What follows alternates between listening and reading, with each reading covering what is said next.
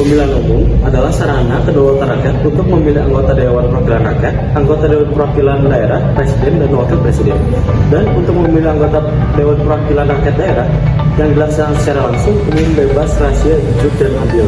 Dalam Negara Kesatuan Republik Indonesia, berdasarkan Pancasila dan Undang-Undang Dasar Negara Republik Indonesia pada tahun 1945. Indonesia menjalin kerjasama dengan Prancis untuk pengembangan energi. Energi apa? Energi nuklir sebagai sumber energi bersih. Di bidang transportasi, perusahaan Prancis seperti Alstom berkontribusi dalam pengembangan infrastruktur kereta cepat yang ada di Indonesia. Nah, dasar hukum pemilu itu terdapat dalam Undang-Undang Nomor 7 Tahun 2017. Nah, adapun khusus di pasal 22E ayat 1 yaitu pemilu itu harus bersifat jujur, adil, bebas, umum, rahasia, dan secara langsung. Cukup sekian dari saya. Terima kasih. Selanjutnya dalam pemilu juga terdapat beberapa prinsip yang harus dimiliki oleh setiap individu. Di antaranya yang pertama mandiri, yang kedua jujur, adil, terbuka, dan profesional.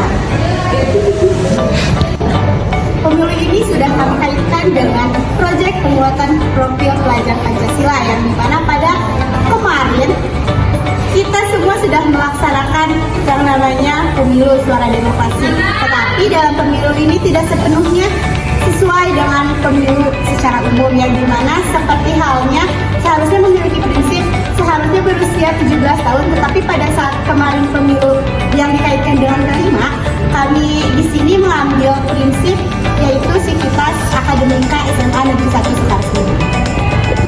Adapun syarat dalam pemilihan umum yang pertama, berusia minimal 17 tahun, sudah pernah menikah atau sudah menikah. Yang selanjutnya, berdomisili di wilayah administratif pemilih yang diberikan dengan KTP elektronik.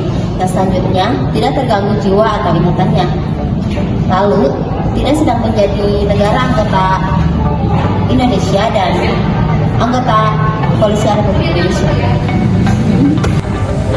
Tujuan penyelenggaraan pemilu sebagai berikut. Yang pertama, memperkuat sistem ketatanegaraan yang demokratis.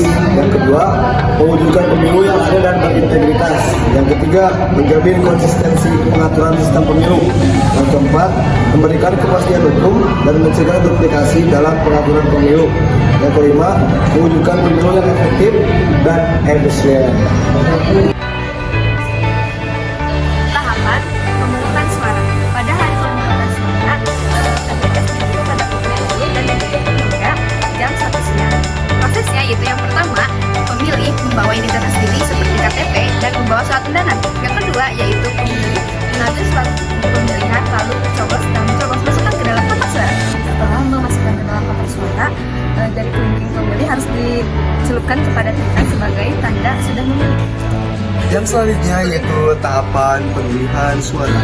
Yang pertama yaitu penghitungan di TPS.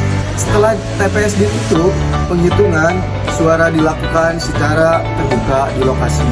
Untuk yang kedua, rekapitulasi tingkat kecamatan hingga nasional, yaitu hasil suara dari TPS direkapitulasi secara berjenjang di tingkat kecamatan, kabupaten atau kota, provinsi hingga nasional. Untuk yang terakhir yaitu pengumuman resmi, yaitu hasil akhir diumumkan oleh KPU biasanya dalam beberapa minggu setelah pemilu.